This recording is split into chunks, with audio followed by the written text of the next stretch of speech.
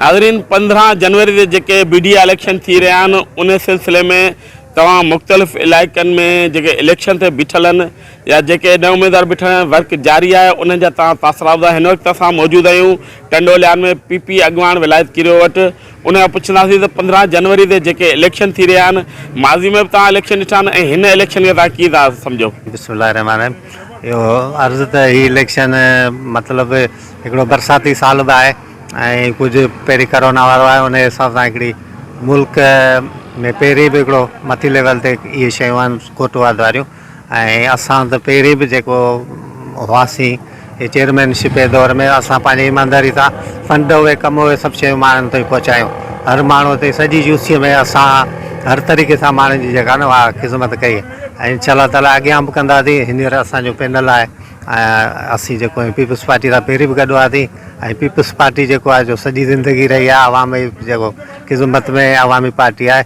इन में कोई शक कोन्हे। इंशाअल्लाह ताला असीं माण्हुनि सां गॾु आहियूं ऐं असांजी सोख थींदी। उहो सॼी ज़िंदगी जेको हाराईंदो आहे हमेशह इहे चवंदो आहे पंहिंजे मुल्क में त इन शइ जो त मतिलबु हिकिड़ो अफ़सोस आहे न जेके ॿाहिरी दुनिया आहे उहा वेही ओॾी महिल चवंदी असां रिज़ल्ट जेका आहे तस्लीम कई आहे ऐं जेके हिते असांजा आहिनि माण्हू जेके हाराइनि था त उन्हनि खे आख़िरी इहे ई रड़ियूं हूंदियूं आहिनि ऐं हुनजो जेको इहो ई हूंदो आहे पहिरीं ॻाल्हि रहियो आहे। महांगाई जो ओवरऑल त पूरे मुल्क में इहा पोज़ीशन आहे।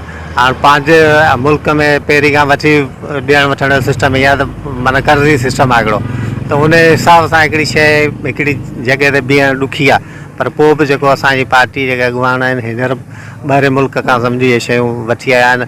जीअं ताईं हिकिड़ो कणिक जो या अटे जो हिकिड़ो बहिरान आहे ऐं इहो चवंदो त मतिलबु हर साल इहो फेबरवरी में थींदो आहे ऐं हींअर हिकिड़ो बरसाति जे करे कुझु इन शइ जे करे 2 महीना पहिरीं थी वियो आहे ऐं थोरो मतिलबु उन ते काफ़ी कंट्रोल थी वियो आहे। उहो त मतिलबु हू पंहिंजा जेके कोशिशूं कनि पिया हद खां वधीक जेको रोज़ 2200 जेके न आहिनि से मतिलबु हिते हिकिड़ी जेको मिल या उन्हनि खां जेको कोटा जे हिसाब सां न उहे ॾियारीनि पिया तक़रीबन हाणे जेको कंट्रोल आहे। सिंध गवर्नमेंट ई उहे क़दम कया आहिनि।